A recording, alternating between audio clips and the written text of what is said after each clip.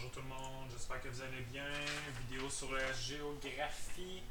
On commence notre cahier agricole, donc j'invite fortement à prendre ce cahier-là pour bien suivre. Ça va être lui qu'on va utiliser jusqu'à la fin de l'année.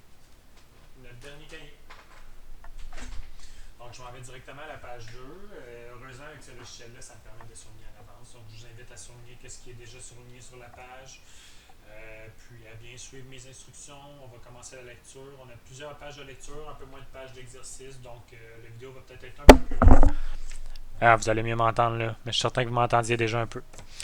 Donc, j'espère que ça va vous permettre de bien comprendre les parties de l'agriculture du Québec. Donc, page 2. Qu'est-ce qu'un territoire agricole? Espace agricole national. Un espace agricole national est l'ensemble des territoires agricoles d'une province ou d'un pays, c'est-à-dire les terres sur lesquelles on peut pratiquer de l'agriculture. Il se caractérise par la présence d'infrastructures et d'aménagements propres à l'agriculture, fermes, terres cultivées, etc. Cet espace répond à un besoin vital, nourrir la population. Donc c'est assez évident. Hein? Il est aussi à la base d'un secteur d'activité économique très important, l'industrie agroalimentaire. Donc, l'espace agricole national, c'est des endroits qui sont privilégiés pour l'agriculture. Puis, on a parlé aussi d'industrie agroalimentaire. Qu'est-ce que ça veut dire? C'est l'ensemble des activités économiques liées à la production, à la transformation et à la distribution des produits agricoles destinés à l'alimentation. On continue.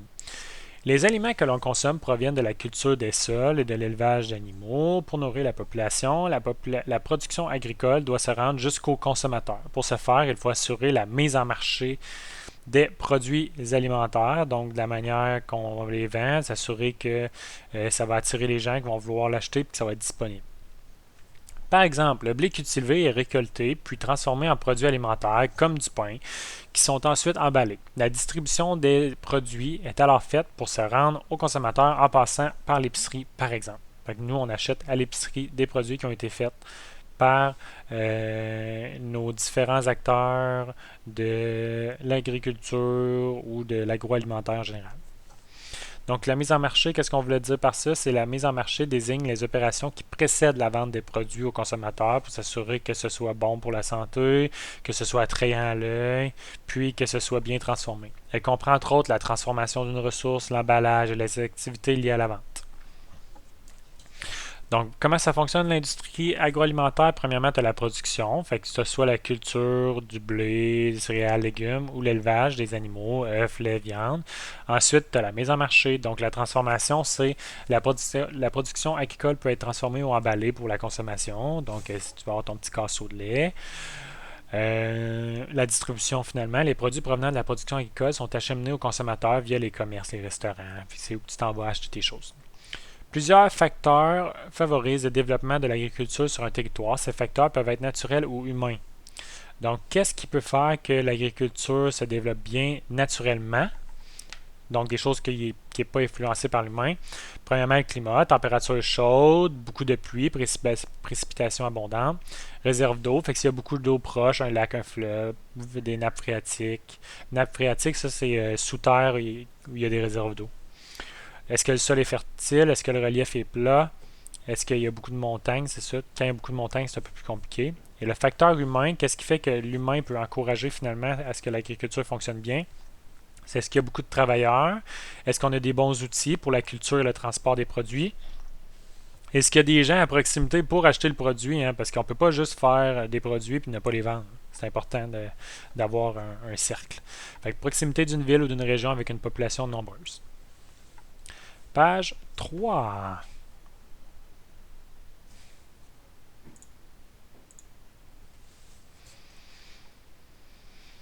Attention, l'agriculture n'est pas seulement la culture d'aliments comme les céréales, le fruit et les légumes, elle comprend aussi l'élevage d'animaux et la culture de produits non alimentaires comme la fibre de textile, donc le coton, chanvre, etc., les fleurs, les végétaux destinés à produire du biocarburant, etc.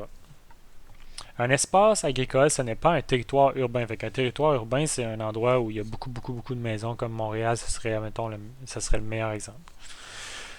L'espace agricole se situe généralement dans des campagnes, des milieux caractérisés par la ruralité. Fait que c'est quoi ça la ruralité? La ruralité désigne ce qui est propre à la campagne et qui différencie cette dernière de la ville.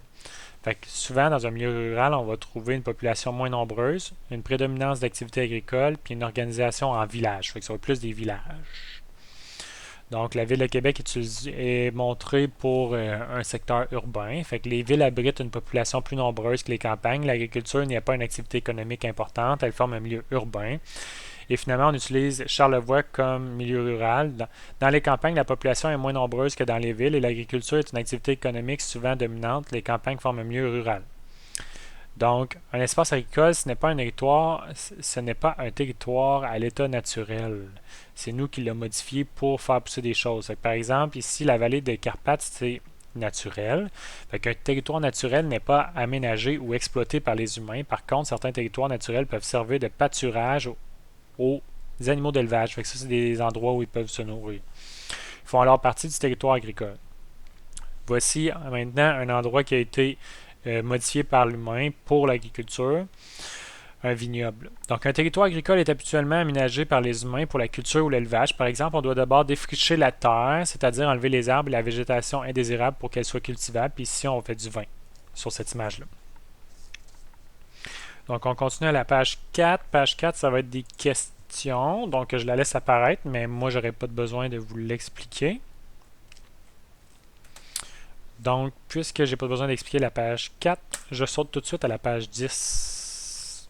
Donc, si vous voulez me suivre, vous pouvez aller directement à la page 10. Donc, à la page 10, on découvre le Québec. Le territoire agricole n'occupe environ que 2% de la superficie du Québec. Fait que c'est pas une grande partie du territoire, hein. L'agriculture est surtout concentrée au sud de la province, dans les basses terres du Saint-Laurent, là où certains facteurs sont plus favorables. Pourquoi finalement la plupart des terres agricoles sont au sud?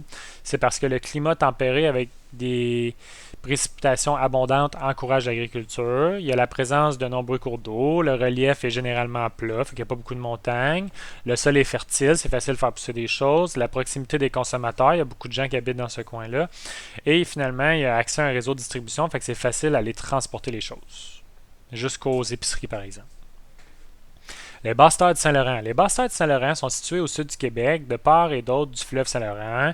Il y a environ 12 000 ans, cette région était recouverte par l'ancienne mer de Champlain. En se retirant, la mer a laissé derrière elle les sédiments qui s'étaient déposés au fond de l'eau pendant des milliers d'années. C'est pourquoi les sols de cette région sont si fertiles aujourd'hui. Fait que cet endroit-là est très fertile parce qu'avant, c'était submergé d'eau, puis maintenant, ça ne l'est plus. Mais il reste encore toutes les bonnes vitamines et les bonnes choses qui faisaient partie de l'eau qui rend cette terre-là très, très fertile. Où fait-on de l'agriculture au Québec? Les cartes ci-dessous situent le territoire agricole du Québec à différentes échelles. Fait que tu peux voir les endroits où il y a surtout de l'agriculture. On peut voir qu'on fait clairement partie de cette zone-là, nous, Victoriaville. Donc, tu peux voir que c'est tout petit comparé à l'Amérique. Puis encore une fois, encore plus petit comparé à la carte du monde. Puis si on regarde au Québec, on peut voir c'est vraiment où est-ce qu'on est nous. C'est aussi simple que ça. On fait partie des territoires qui sont utilisés pour l'agriculture. Ça ne devrait pas vous étonner. On en voit beaucoup des terrains agricoles proches de nous.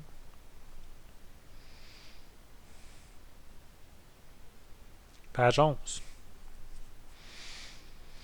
Le territoire agricole du Québec se situe dans les plaines et vallées du sud de la province. Dans plusieurs régions, les terres sont divisées en rangs rectangulaires. Fait que tu peux déjà voir les divisions ici, là. Ça, c'est un héritage qu'on a du passé. Là. Ça fait longtemps que c'est comme ça. Alors que dans d'autres régions, ils sont aménagés en cantons. Fait que parfois, c'est complètement en carré. Le long du fleuve Saint-Laurent, les terres sont divisées en bandes longues et étroites. Fait que tu peux encore voir, là, c'est assez visible par les hauteurs. Donc, on a la différence entre les deux plus clairement. Ici. Au Québec, on trouve deux principaux systèmes d'organisation des terres, les rangs et les cantons. La division des terres en rangs date du régime français 1608 à 1760. Donc, comme je vous expliquais, c'est un vieux legs de nos ancêtres. Les terres sont de forme rectangulaire, étroite mais très longue, de manière à ce que le plus grand nombre de personnes aient accès aux cours d'eau. Fait que dans le temps, c'était important d'avoir de l'eau, puis c'était une des manières les plus faciles d'avoir le plus de terrain qui a un accès à l'eau. Les bâtiments sont regroupés à l'extrémité des terres le long d'une route, formant ainsi un village. La division des terres en cantons date du régime britannique, 1760 à 1867. Le territoire est d'abord divisé en carrés, puis les terres sont de différentes formes selon le tracé des rivières et des chemins. Et donc, comme vous pouvez voir, là, peu importe comment c'est divisé, on essaie toujours que le plus de terrain ait accès au cours d'eau. C'est ça le plus important. Page 12, ça va être une page d'exercice. Donc, je vais ensuite sauter à la page 14 de mon côté. Page 14. Si vous avez le goût de regarder une petite vidéo, là, je vous invite à aller voir la fabrication du fromage à la fromagerie Victoria. Vous pouvez aller voir sur YouTube, c'est très facile. Écrivez fromagerie Victoria, vous allez voir une compagnie d'ici, comment ils réussissent à apprêter le lait pour finalement le transformer en fromage. C'est intéressant. Puis c'est en plein dans le sujet qu'on touche en ce moment. Donc je continue à la page 14. Que produit-on au Québec? L'agriculture au Québec est très variée. Elle compte tout de même quelques spécialités. La production laitière, donc la fromagerie Victoria utilise le lait justement. La production porcine, donc la viande, des porcs, des cochons. La culture du maïs, la culture du soya, la culture maraîchère et les produits de l'érable. C'est quoi ça la culture maraîchère? C'est la culture de légumes, de fruits et d'herbes en serre ou en champ. Des serres, ça c'est à l'intérieur. C'est comme un champ, mais à l'intérieur. Près d'une ferme sur 5 se consacre à l'élevage laitier. Donc, on produit beaucoup de lait. Le diagramme suivant montre les principales productions agricoles au Québec. Donc, tu peux voir plusieurs pourcentages de différentes choses qui sont faites au Québec. Principale culture. Donc, culture, c'est des choses qu'on fait pousser. Et finalement, principale production d'élevage. D'élevage, c'est avec les animaux. On peut voir 44%, c'est le lait. Donc, c'est très, très important. L'industrie du fromage, ça fait penser encore à la fromagerie Victoria. L'industrie fromagère est un secteur très important dans la production alimentaire au Québec. Plus de la moitié du lait recueilli est transformé en fromage. À lui seul, le Québec fabrique plus de 50% de l'ensemble des fromages produits au Canada. Fait que ça, c'est bon pour notre poutine, si on peut avoir du fromage en masse pour notre poutine. L'industrie de la transformation alimentaire fabrique aussi une variété de produits comme le montre le tableau suivant. Fait que tu peux voir d'autres produits qu'on crée nous-mêmes. C'est pas nécessairement toujours de la nourriture, parce que tu peux voir ici du tabac. Donc, on crée beaucoup de choses par nous-mêmes, puis c'est important de le faire, c'est important d'encourager des travailleurs d'ici. Donc, je vous invite à regarder les différents termes dans le tableau par vous-même. Puis s'il y a des mots que vous n'êtes pas certains, gênez-vous pas à regarder sur Internet pour avoir la définition ou à me poser la question pendant les lives. Sur Teams. Page 15, dernière page de texte pour le cours de géographie de cette semaine.